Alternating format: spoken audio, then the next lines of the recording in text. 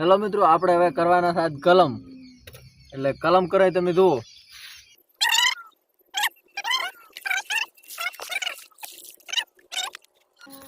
એક સરસ રીતે કાપી લાગશે, આવી રીતે કાપી અને આને સોલવામાં આવશે. ઓલીને પછી ઓલ્યાને અને આને પછી સેટ કરવાનો, થોડો વધારે કાપવાનો. આવી રીતે કાપી અને આને દબાઈ